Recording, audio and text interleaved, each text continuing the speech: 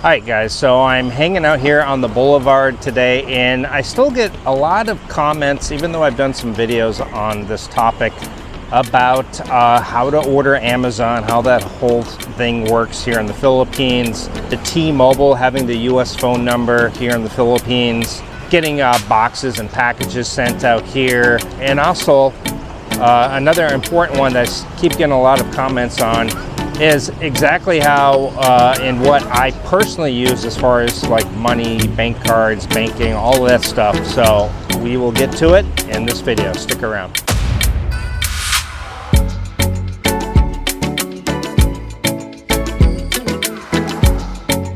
Okay guys, so we're gonna start off with basically what's in my wallet, just like the Capital One commercial. What's in your wallet? All right, so I started off with a USAA account, and that has served me well. It works overseas. I get $10 refund each month. And second, I have a Wise account. Use that for transferring. I use that to pay my landlord the rent. I also use it to pay the utilities to the landlord as well. Gets in his account within 15 minutes. I can use it for ATM withdrawals. I can send it over to my Gcash, and so it's worked great. So I have the USAA, I have the Wise account. I highly recommend. There's links in the description. And I also tried to open up a Charles Schwab account about 4 years ago here, and the whole thing opened up, and then it ended up being declined like 3 or 4 days later, and I couldn't figure out why. The only thing I could guess is I probably had a VPN on at the time, and maybe they knew I was using a VPN, or I didn't have the VPN and they just realized I was in the Philippines.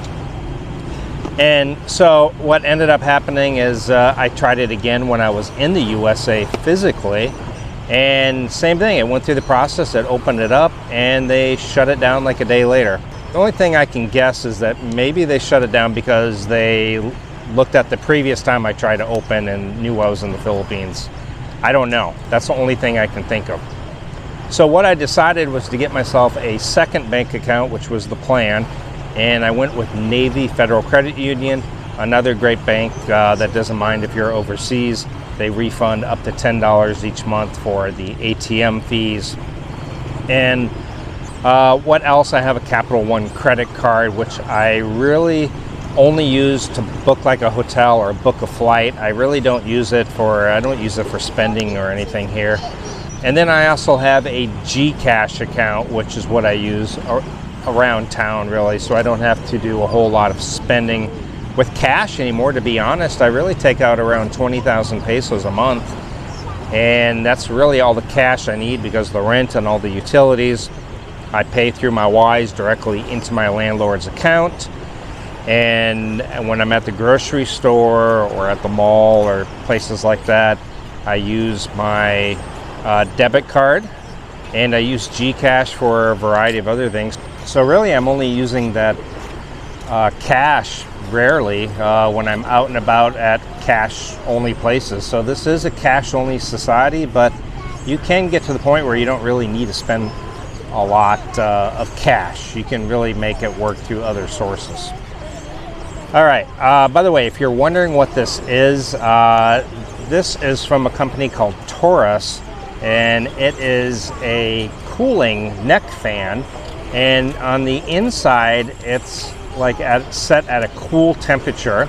It's got 3 settings. It's got the cooling, it's got just the fan, and it's got a heat for neck therapy as well. But it's basically 360 degrees of fan, cool air blowing up and down, and I mean the thing is fantastic, and it's a hot day today, so it's working fantastically. And if you guys are interested, there's a link in the description. You can get 10% off by using the code GIFT, G-I-F-T. Check it out. Works great for me, and I appreciate them sending out to me because this thing's fantastic. It really is.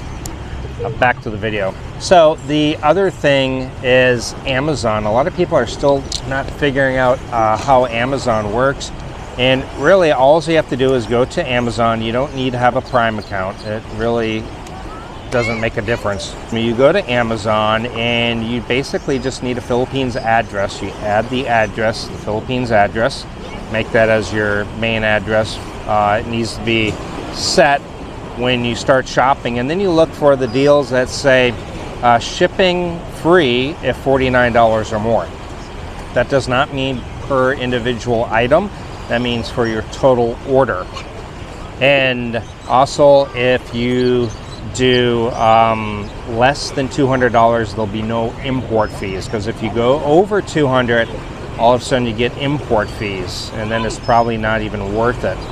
So what you want to do is keep it under 200 but over $49. You can do multiple orders. That's fine. It doesn't make a difference as long as it is over $49, less than 200, to avoid the import fees.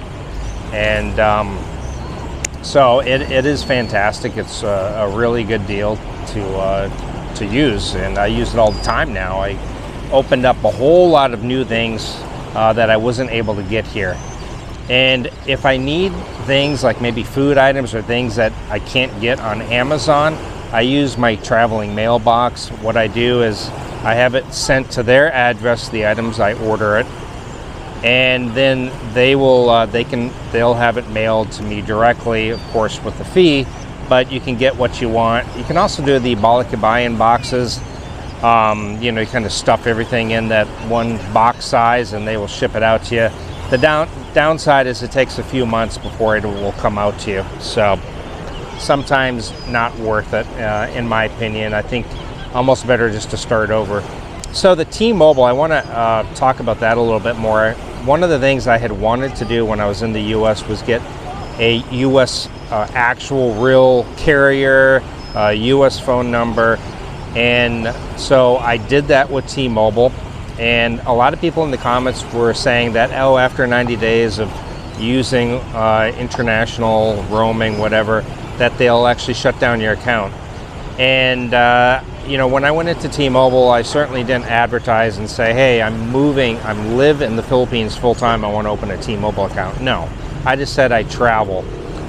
And what you can do is go to your phone and you can do Wi-Fi calling and messages. And so anytime I need to receive text codes, make phone calls, anything like that, I do it over Wi-Fi. Otherwise, you're going to have the roaming, and I don't do the roaming.